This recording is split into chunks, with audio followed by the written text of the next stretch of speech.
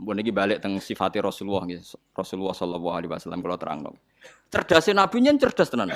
Lho iki sing diterangno wong kafir lho mboten tiyang Islam. Orang-orang kafir Mekah itu punya tradisi syirik ya seperti dawuh Imam Syafi'i tadi. Ketika Quran turun itu ada dua kelompok, ada manusia syirik dan ada manusia Yahudi atau apa Nasrani. Disebut ahli napa? Kitab. Makanya Quran kalau membahas orang kafir itu dua diulang. Lam yakunil ladina kafaru. Kafaru itu siapa? Min ahlil kitab satu wal musyrikin. Karena jenis orang kafir itu pasti dua. Kalau enggak ahli kitab ya musyrik. Makanya Quran membuat min bayaniyah. Lam yakunil ladina kafaru. Kafaru itu siapa? Satu min ahlil kitab. Dua wal musyrikin. Nah itu Nabi menjelaskan gampang. Orang kafir di depan umum dijelasin. Dan saya temukan dalam Taurat Allah tusyriku billahi syai'an. Kalian jangan melakukan syirik. Ini kata Rasulullah. Ya Abul Qasim, ya Muhammad. Mereka masih jangkar, ya Muhammad. Satu masih hafal hadisnya. Sampai nanti setelah ini juga harus hafal. Masalu dzalika masalu rajulin ishtara abdan bi khalisi mali min warikin aw dhahabin. Faya amalu li ghairihi wa yu'ti ghullatahu li ghairihi ayyukum sarrahu dzalik Nabi. Itu Nabi. Jadi kalau ngajak dialek itu cerdas sekali. Orang melakukan syirik itu sama saja kamu beli budak, beli pegawai atau beli pekerja, beli karyawan. Kamu beli itu pakai uang kamu sendiri. Min warikin aw dzabin, pakai emas kamu, pakai uang kamu. Kemudian budak yang kamu beli itu kerja untuk orang lain. Dan hasilnya pun dikasihkan orang lain. Ayyukum sarrahu dzalik. Kowe seneng di budak sing ngono iku. Jare wong kafir tak pateni nek ana budak, tak idek-idek. Jadi wong tuku budak, tuku pegawai gitu, tuku karyawan atau tuku kalau sekarang nggak ada budak ya mungkin beli apa ya pembantu atau apa, udah beli mahal-mahal, dibeli kerja untuk orang lain. Hasilnya pun dikasihkan. Ayyukum sarrahu dzalik. Apa ada di antara kalian yang suka punya budak seperti itu? Kulluna la nuhibbuhu ya Muhammad. Kita semua tidak senang. Ya seperti itu. Kamu ini diciptakan Allah, dikasih rizkinya Allah, menempat di buminya Allah. Kemudian kamu sujud kepada selain Allah. Itu aneh enggak? Aneh mat. Do Islam separuh. Itu Nabi. Jadi Nabi itu panjang. Orang kok ben Islam ditirakati poso mboten enten sejarah ngoten niku aneh-aneh wae iku. Ono kiai ben pengaruhe gede poso terus. Tambah ambles iku ora sunah Rasul iku. Sunah resi-resi niku. Aneh-aneh iku. Nak ngaji yo nganggo ilmu, nganggo hujjah kul falillahil hujjatul baligh. Lah nek ben jaduk ya monggo poso-poso. Iku enak jaduk tetep mati juga kan nanti. Aneh-aneh wae. Diken aku pengen ngalim sing barokah ya nerangno ngeten iki, telaten nerangno, sithik-sithik diterangno sampai munfakin, sampai napa? Sampai mereka tercerabut dari pemikiran kekafiran itu. Meskipun nanti ya tetap terjadi tafarruq. Itu tadi wa ma tafarraqal ladzina utul kitab illa mim ba'di ma ja'atumul bayyinah. Jadi Nabi kalau menjelaskan itu sederhana. Ada seorang bapak sayang sama anaknya.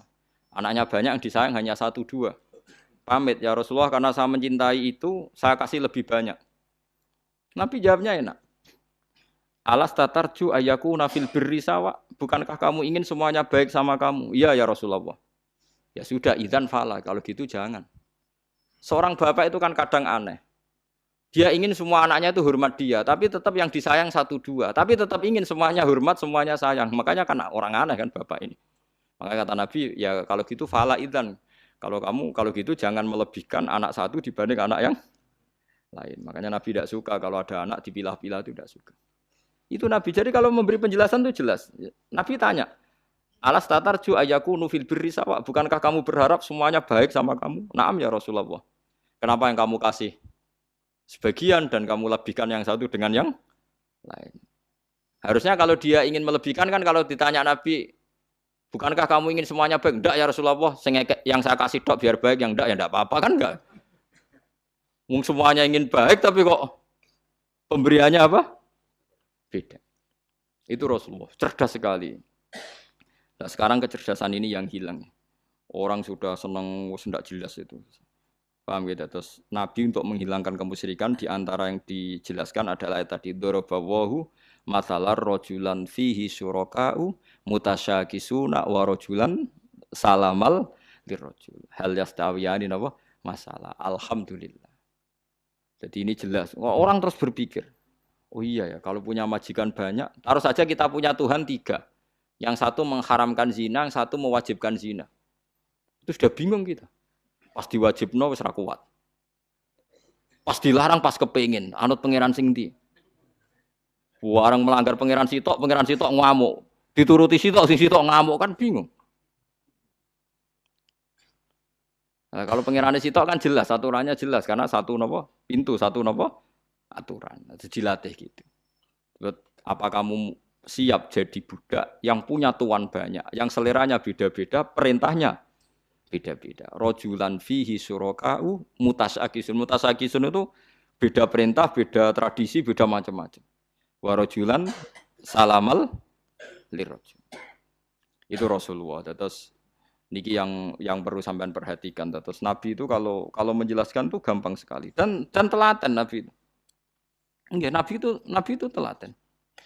Wong nate ketemu Walid, terus ketemu Abu Jahal.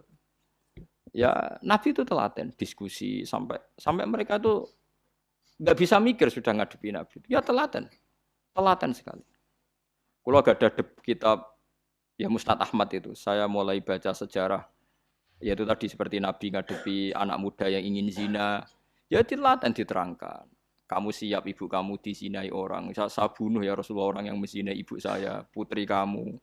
Bulik kamu, bude kamu, diulang semua. Banyak yang disebut Nabi.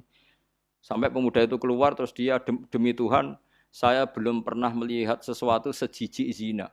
Betapa kriminalnya zina, karena melukai orang banyak. Itu ya sudah. Pun saat ini kalau nerangno hisab ya. Tabarakalladzi ja'ala fis sama'i buruja wa ja'ala fiha siraja wa qamaran munir. Terus ngeten nggih kalau dalam fikih Syafi'iyah, nggih fikih Syafi'iyah. Sebetulnya orang itu boleh percaya hisab. Asal hisab itu qot'i dan dikonsensus. Ya, qot'i dan konsensus. Sampean meskipun punya tradisi pesantren, jangan menolak hisab keliru. Hisab itu dibenarkan Quran.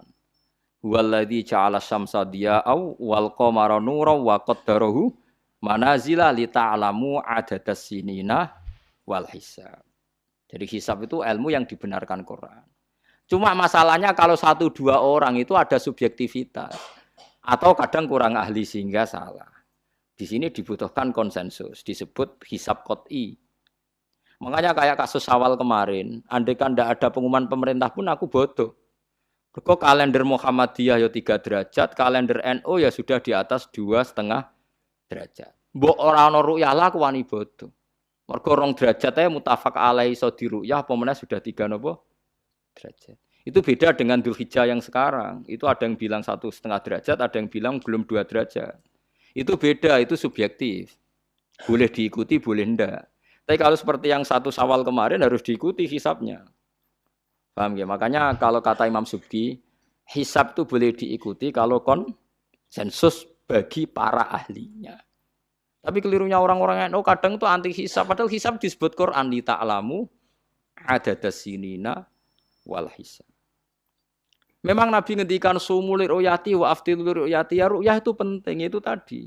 Tapi ru'yah yang tidak beda dengan hisab, yaitu sama-sama ru'yah plus imkan ru'yah. Jadi kudu ngerti ilmu gini mang jelimet sampai ndak usah terus bikin dikotomi. NU itu ru'yah, kalau Muhammadiyah hisab. Sing muni ngono iku sapa? Wong alim ra ono sing muni ngono. Waktu gale ngene, NU kunut, Muhammadiyah gak kunut. Kula sebagai wong alim bahasa itu aneh. Imam Syafi'i itu kunut. Imam Syafi'i tahun 150 Hijriah. Saiki tahun 1436. Jadi tahu saya Imam Syafi'i itu kunut, Abu Hanifah itu tidak kunut. Apa Imam Syafi'i Rais Am? Apa Abu Hanifah ketua PP Muhammadiyah?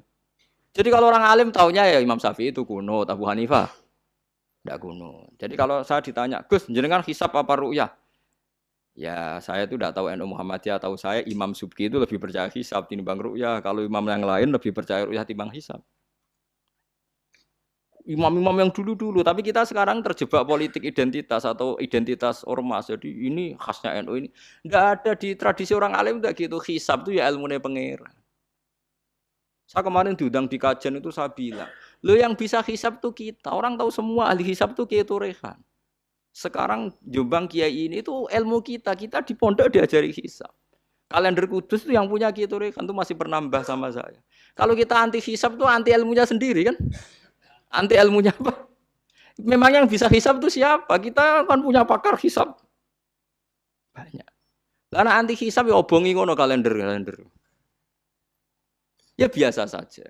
Nah, lalu ada masalah itu ketika hisab beda dengan ru'ya. Lah itu aja beda kalau misalnya 1,5 derajat atau 2 derajat. Tapi kalau seperti Syawal kemarin, saya pas setengah 6 orang-orang tanya, Gus nanti terawih ada? Enggak. Gak ngenteni pengumuman perintah, gak wong alim ngenteni pemerintah ngenya uang. Aneh-aneh. Engko nak Luqman Hakim muni ora bodo tak tilpune. Ya karena tadi kemarin itu sepakat 3 derajat. 3 derajat itu andekan enggak ada ru'yah pun ulama membolehkan iftar karena ahli hisab sepakat konsensus itu sampean baca di Anatut Thalibin yang di bab waya sebutu apa Syawal itu yang Syawal atau Ramadan biru yati hilal itu di situ dijelaskan ketika ada khilafnya ru'yah sama napa hisab. Nah ini kan sudah jelas. Ini wa ja'ala fiha siraja wa qamaram. Jadi waladzi ja'ala fis sama burujan. Bulan itu ada burutnya sehingga dengan burut ini bisa dihitung.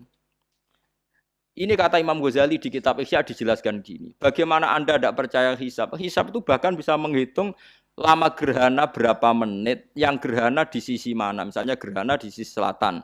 Lama gerhana sekian menit, dimulai 8-15 menit, selesai 20 menit.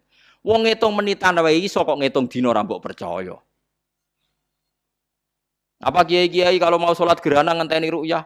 Nyatane sore diumumno, "Cong kok gerhana bulan kok do sholat ya?" Mbah dereng ru'yah kok ndak gitu. Ayo, nak do ngumumno ngenteni ru'yah apa sudah diumumkan dulu? Diumumkan. Nah, engko nek gerhana tenan terus do sholat gitu. Percaya hisab dulu apa ru'yah dulu? Hisab kan? Hisab itu permanen, bahkan bisa digarap 100 tahun ke depan. Wong bulan konsisten agar ape kiamat nggih sik ngeten-ngeten mawon. Jelas nase waladzi ja'ala syamsa dia awal qamara nura wa qaddarahu manazila iku li ta'lamu adadas sinina wal hisab. Saya pernah ditanya orang, "Lho jenengan kok ngotot gitu, Gus?" Saya ini orang hafal Quran, saya itu paling anti kalau ilmunya Quran dilawan. Hisab itu ilmunya Quran, ru'yah juga ilmunya Quran, ilmunya Rasulullah, enggak usah dilawan. Lu soal yang hisab keliru itu mungkin karena orangnya. Itu Imam Ghazali menyontohkan begini, itu lucu deh ya. Ada dokter, kebetulan dokter itu mendiagnosa Anda salah dan Anda akhirnya tambah mati. Kemudian Anda anti kedokteran itu salah. Dokter itu yang salah, tapi jangan anti kedokteran. Imam Ghazali nyontohkan gitu. Kalau orang itu bisa salah, namanya orang. Saya baca kitab kadang ya salah, namanya orang itu. Tapi kamu jangan anti saya karena benarnya lebih banyak. Paling salah saya kan 0,0 sekian persennya tetap ada. Gua pas ngantuk, gua ngelamun ya ada.